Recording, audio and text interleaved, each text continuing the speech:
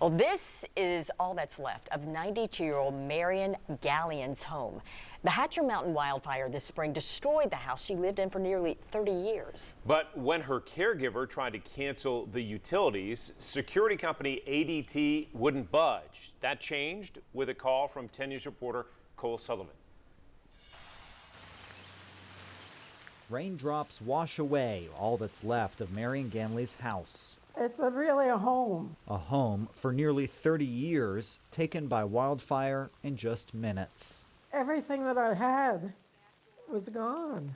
Yvonne Paschal, her friend and caretaker, over in this area was a wraparound porch. Moved her to assisted living. She lost everything. And began canceling the utilities. Everybody was so gracious except for ADT. She says the security company charged her a contract cancellation fee of more than $1,000. They told me it's not our fault that her house burnt down. I said, well, it's not Miss Marion's fault either. A dark cloud hanging over an already tough time. It wasn't only a matter of money, it's a matter of principles, and that's what's wrong with the world today. Don't get me on my soapbox, because I could go on and on. Paschal went on and on, calling and writing letters to the CEO. But nothing.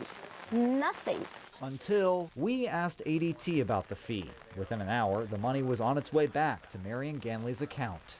Are you kidding me? A company spokesperson says, "We are sorry to hear of Miss Ganley's loss due to the wildfire. We are pleased we could help her with one less thing to worry about." I can't wait to tell Miss Marion. A welcome message of sunnier days ahead. Reporting from Sevier County, I'm Cole Sullivan. ADT's provider agreement says the company can cancel the service if its call center is destroyed. Users can cancel at any time but won't be entitled to a refund.